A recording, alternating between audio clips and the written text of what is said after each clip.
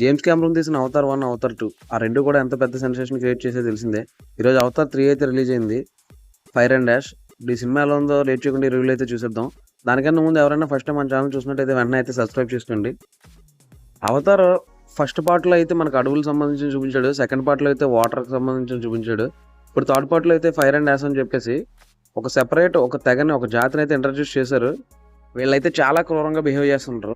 ఇక మెయిన్ కథ కోసం మాట్లాడుకుంటే జేక్ సల్లీ తన భార్య నితేరితో పాటు మన సముద్ర జ్యోతులు ఎవరైతే ఉన్నారో వాళ్ళతో అయితే మనోడు లైఫ్ లీడ్ చేస్తూ తన పెద్ద కొడుకు చావుకు తన చిన్న కొడుకే కారణం అని చెప్పేసి మనోడైతే ఫిక్స్ అయిపోయి ఉంటాడు. అందుకే మనోడు అంటే అంతగా నచ్చదు. అట్ ద సేమ్ టైం మన జేక్ సల్లీపై క్వారిచ్ అయితే పగతో రగిలిపోతుంటాడు విపరీతంగా. సో ఎలాగైనా సరే పగ తీర్చుకోవాలి మనోడి మీద అని చెప్పేసి మనోడు కూడా ప్లాన్ చేస్తూ ఉంటాడు. అని పెంపుడు కొడుకు స్పైడర్ మరియు జేక్ కూతురు కిరి వీరి మధ్యన జరిగిన సంభాషణ ఏంటి, జేక్ సల్లీ నితేరిను వెతుక్కుంటూ క్వారిచ్ అయితే వస్తాడు. సో మనోడికి పగ తీర్చుకోవడానికి ఇక్కడ యాష్ జాతి ఏదైతే మనకి ఇక్కడ ఇంట్రడ్యూస్ చేయబడిందో ఈ పాటలో దానికి సంబంధించిన వరంగానే ఒక వ్యక్తి కూడా మనోడితో పాటు కలుస్తుంది. సో వీరందరూ కలిసి జేక్ సల్లీపై ఎలా పగ తీర్చుకున్నారు, అసలు జేక్ సల్లీని పట్టుకున్నారా లేదా, అసలు వాళ్ళ రివెంజ్ సక్సెస్ అయిందా లేదా అనేది ఈ సినిమాలో ఉన్న మెయిన్ కదా. యాక్చువల్గా 'అవతార్' పార్ట్ 1, 2 చూసిన వాళ్ళకి అయితే మాత్రం అర్థమవుతుంది. ఒకవేళ చూసినా సరే ఎవరికైనా ఈ స్టోరీ గుర్తులేకపోతే వాళ్ళు కూడా కొంచెం కన్ఫ్యూజన్గా ఉంటుంది. సో ఈ సినిమాకి వెళ్ళే ముందు పార్ట్ 1, 2 ఒకసారి అయితే చూసుకుని వెళ్తే మంచిది. ఇంక ఈ సినిమా కోసం మాట్లాడుకున్నాం. సినిమా అయితే మనం ఆశించిన స్థాయిలో అయితే నన్నైతే అంతగా అయితే మెప్పించదు. ఎందుకంటే సినిమా నెరేషన్ మొత్తం చాలా స్లోగా ఉంటుంది, డెడ్ స్లోగా ఉంటుంది. స్లో పేజ్ నెరేషన్ వల్ల అంతగా అయితే కిక్ ఎక్కదు. ఎవరైనా ఫస్ట్ టైం చూసినట్టుంటే వాళ్ళకైతే అసలు ఎక్కదు. విజువల్స్ మాత్రం బాగున్నాయి, నెక్స్ట్ లెవెల్లో ఉంటాయి. కొన్ని విజువల్స్ అయితే చాలా బాగున్నాయి.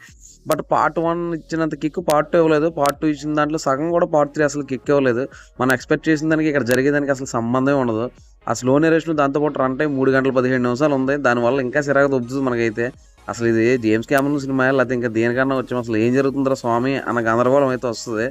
కొన్ని సీన్స్ అయితే పర్లేదు, బాగానే వర్కౌట్ అయినాయి.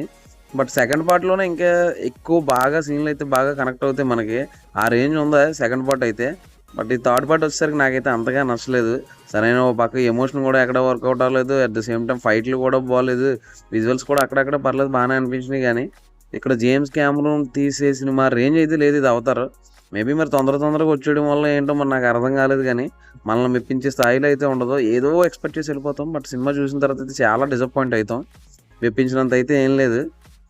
పేరు గొప్ప ఊరు దెబ్బ అన్నట్టుంది సినిమా అయితే. ఎందుకంటే 'అవతార్'నే మనం ఒక పెద్ద ఫ్రాంచైజీ తెలిసిందే, ఏ రేంజ్లో పొగుడుతారో దాన్ని. అలాంటి సినిమా కూడా ఇంత స్లో నెరేషన్ ఉంటే జనాలకు ఎక్కదు. కామన్ ఆడియన్స్కి అయితే బీసీ సెంటర్లో అయితే అసలు ఎక్కదు ఈ సినిమా అయితే. సో నాకైతే ఈ సినిమా పర్లేదు, విజువల్స్ కోసం అయితే చూడొచ్చు అనిపించింది. బట్ జేమ్స్ కెమెరాన్ మార్క్ అయితే మాత్రం మిస్ అయిపోయింది కంప్లీట్గా. సో ఎవరైనా ఈ సినిమా చూస్తే కనుక మీరేం ఫీల్ అవుతున్నారో కామెంట్ అయితే చేసండి. అలాగే మరిన్ని ఇలాంటి ఇంట్రెస్టింగ్ రివ్యూస్ కోసం, మూవీ అప్డేట్స్ కోసం తప్పకుండా సబ్స్క్రైబ్ చేసుకోండి మూవ్మెంట్. Thank you.